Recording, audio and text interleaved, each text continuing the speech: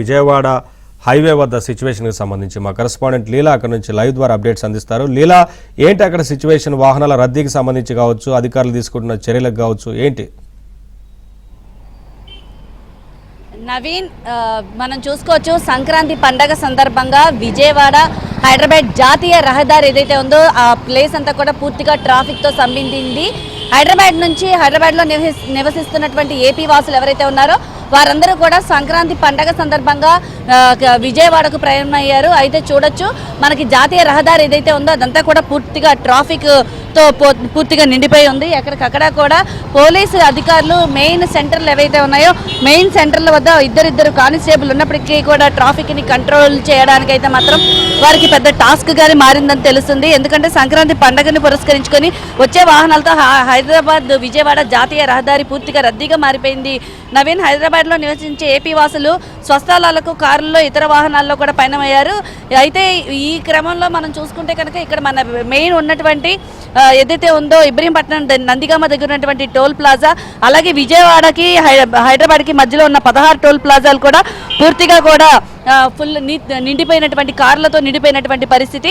ఎవరికి ఫాస్టాగ్ ఉన్నప్పటికీ కూడా వాహనాలు ఎక్కువగా వస్తుండటంతో నెమ్మదిగా కదులుతున్నాయి ఎక్కడికక్కడ వాహనాలు. అక్కడే ప్రతి వాహనాన్ని కూడా పోలీసులు తనిఖీలు చేసి పంపిస్తుండటంతో మరింత జాప్యం జరుగుతుంది. దీంతో వాహనాలు అయితే మాత్రం పూర్తిగా ట్రాఫిక్ అయితే మాత్రం స్తంభించిపోతుంది నవీన్. ఎందుకంటే ఈ ప్రతి ఏడాది సంక్రాంతి పండగ అంటేనే, సంక్రాంతి శోభ అంటేనే కృష్ణా జిల్లాకి పెట్టింది పేరు.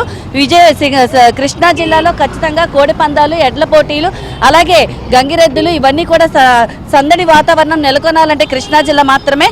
అందుకే హైదరాబాద్ నుంచి సంక్రాంతి కోసం సొంత ఊళ్ళకి వెళ్లే వాళ్ళు ప్రయాణాలతో విజయవాడ వైపు హైవే రద్దీ పెరిగింది.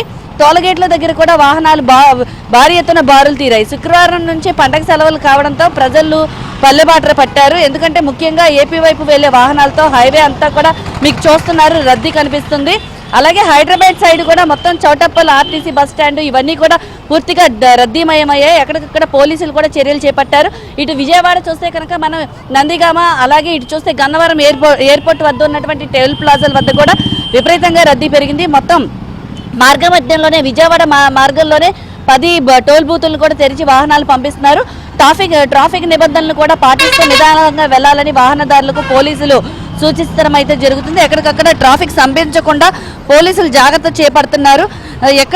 ఎక్కడ ఇబ్బంది పడేటటువంటి ఇది లేకుండా ట్రాఫిక్ని అయితే కంట్రోల్ చేసేందుకు కూడా పూర్తిగా ఏర్పాట్లు అయితే చేస్తున్నారు నవీన్. ప్రధానంగా ఇప్పుడు మనం ఉన్నది మాత్రం గొల్లపూడి హైవేలో ఉన్నాము. ప్రధాన జాతీయ రహదారి అయినటువంటి హైదరాబాద్ విజయవాడ జాతీయ రహదారి పైన ట్రాఫిక్ ఇప్పటికీ మీరు చూస్తున్నారు. ఒక పక్క లారీలు, మరో పక్క కార్లు, ఇక్కడ లోకల్లో ఉండేటువంటి స్థానికులు అయితే మాత్రం తీవ్ర ఇబ్బందులు పడుతున్నారు.